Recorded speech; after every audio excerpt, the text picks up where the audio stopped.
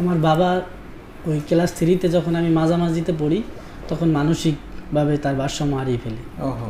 তো হারিয়ে ফেলার পরে সে একমাত্র ইনকাম করতো, সে লেস ফিতা বিক্রি করতো গ্রামে গ্রামে। তো সে অসুস্থ, তাকে ট্রিটমেন্ট, কোথায় টাকা পাবো এই করবো। তারপরে এরকম কিছুদিন যাওয়ার ফলে আমার মাকে নিয়ে আমি নিজেই মায়ার আমি লেস ফিতা বিক্রি করা শুরু করি গ্রামে গ্রামে। ক্লাস 3-তে পড়া অবস্থায়? জি স্যার, যখন আমি ক্লাস 3-তে পড়ি। তো কার্টুনে মাল নিতাম, কার্টুনের মাল আমি জায়গায় নিতে পারতাম না স্যার, আমাকে মাথায় জায়গায় করে দিতে হইতো। আবার কিছুক্ষণ হাঁটার পরে আবার রাইখে আবার জিরাইতে হইতো স্যার। সেই দৃশ্য মনে পড়লে স্যার এখনও চোখে জল চলে আসে যে আমার মা ওই কাছের যে একটা থাকে যেটার ভিতরে কানের ঠিক মালা ঠালা থাকে, ওইটা কাকে নিয়ে হাঁটতো আর আমি কার্টুন মাথায় নিয়ে হাঁটতাম স্যার। তো এরপরে আবার আমার বাবা যখন সুস্থ হয় তখন আবার আমি লেখাপড়ায় ফিরে আসি, কিন্তু ওই এক রোল নাম্বার আর আমার ফিরিয়ে আনা সম্ভব হয়ে ওঠে না, কারণ আমি তখন প্রাইভেটও পড়তে পারি না। ওরা তো প্রাইভেট পড়ে 12 মাস, আমি নিজে থেকেই যা পারি সেখান থেকেই শুরু করি। এরপরে প্রায় বছরেই আবার আমার আব্বু আবার অসুস্থ হয়ে পড়ত। তো এই সিচুয়েশনে আমাদের যে অর্থনৈতিক সমস্যা, সে একমাত্র ইনকাম করাশীল ব্যক্তি হওয়ায় অভাব অনটন লেগেই থাকতো স্যার। তো এই সিচুয়েশনে আমি বিভিন্ন কাজ করা শুরু করি। আমাদের এলাকার ম্যাক্সিমাম 95% মানুষের পানের বর আছে, বরিশালে পানের বর যেটা 50। তো এই পানের বরে তখন আমি 25 টাকা দিনে কাজ করা শুরু করি। আমি একদিন কাজ করলে মাত্র 25 টাকা দিই। তো ওই সপ্তাহে 2-3 দিন কাজ করতাম, ওইটা দিয়ে খাতা কলম কিনতাম, পড়ালেখা করতাম, এইভাবে করতাম।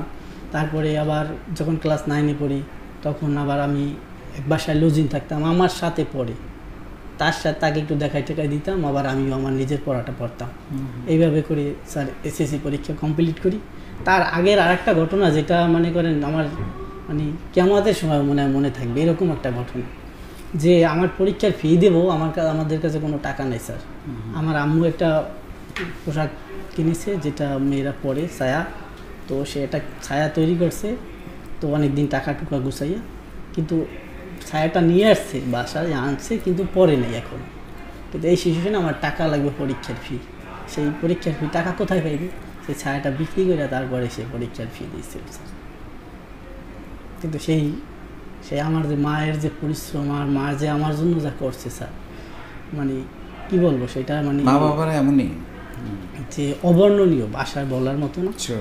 তো সেই কষ্ট আমার হৃদয়ে এমনভাবে ধারণ করেছি যে কষ্ট যত মহান আল্লাহ তাআলা দেয় করব, কিন্তু এর সীমা শেষ দেখে ছাড়তে চাই স্যার।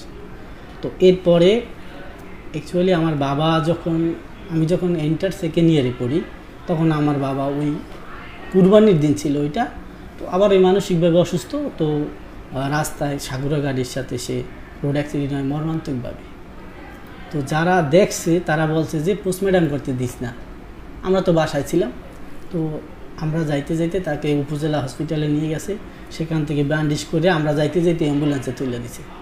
তো ঈদের দিন হওয়ায় কোনো ডাক্তার ছিল না হসপিটালে, তো পুরো হসপিটাল মাখছে, অ্যাম্বুলেন্স মাখছে, আবার এই পড়তে গেছে ব্লাড। তো সেই হাসপাতালে কোনো ডাক্তার ছিল না, 2 দিন যাবৎ কোনো ওইরকমই পড়ে রয়েছে, খালি একটা সেলাই। তো আমরা ডাক্তারের কাছে যাই, ডাক্তার নাই। অনেকে বলে যে ডাক্তাররা বলা করে, আমরা শুনি যে ও কিছুক্ষণ পর মরে যাবে, এমনি নিয়ে যাবে। তো সেই সিচুয়েশনে মহান আল্লাহ আমার বাবাকে বাঁচিয়ে রাখছে, কিন্তু এখনও সে অসুস্থ, হাঁটতে পারে না, লাঠি দিয়ে হাঁটতে হয়। তো তারপরে আসলে আমাদের জীবনটা আরও অনেক মানে দুঃখ নেমে আসে আমাদের পরিবারের ভিতরে, যে আমার বাবার ট্রিটমেন্ট অনেক টাকা গেছে। সেই টাকা আমাদের গ্রামবাসী থেকে শুরু করে মানে সর্বস্তরের লোকে আমাদেরকে সাহায্য সহযোগিতা করছে, কিন্তু কতদিন আর সাহায্য সহযোগিতা করবে। তো আমাদের এমন একটা সিচুয়েশন, আমি তারপরে চাকরির জন্য স্যার ঢাকায় আসি। তো এখানে এসে প্রতারিত হই, একটা বাইং হাউসের চাকরির কথা বলে আইন না, ট্রেনিং করাইছে। 15 দিনের ট্রেনিং আমি স্যার 3 দিনে শেষ করে দিছি। ওকে, যে বলছে 15 দিন পর পরীক্ষা, আমি বলছি 3 দিন পর আমার পরীক্ষাটা নেন, আমার শেষ পড়ালেখা শেষ, কারণ আমার দরকার চাকরি। আমার পরিবার না খেয়ে রয়েছে স্যার, আমার বাবার টাকা ওষুধ কেনা টাকা নাই, আমার পরিবারের ঘরে চাল নাই। এই সিচুয়েশনে আমার দরকার চাকরি। তো সেখানে আমার এই 3 দিন পর একটা গার্মেন্টসে পাঠিয়ে দেয় স্যার। সেখানে আমি বুঝতে পারলাম যে না, কয়েকদিন চাকরি করার পরে, কয়েক মাস করার পরে, যে না একটা প্রতারক চক্রর হাতে পড়েছি। তো এখান থেকে আমি বেরোয় আসি, আবার কিছু টাইজের কাজ করি, যে টাকা বেতন দেয় স্যার ওই টাকায় আসলে হয় না। তো এরপরে আবার টাইজের হেল্পারি করি, আমি জীবনে কোনো দিন করিনি স্যার। তারপর ওখানে কাজ শুরু করি। তো তো আমার একটা ইচ্ছা ছিল যে যে কোনো কাজ যদি কোনো মানুষে পারে ওই কাজটা আমি পারবো। এক্স্যাক্টলি। যে যদি কোনো মানুষ দ্বারা কোনো কাজ সম্ভব হয় ওই কাজটা আমাকে পারতে হবে এবং আমি পারবো।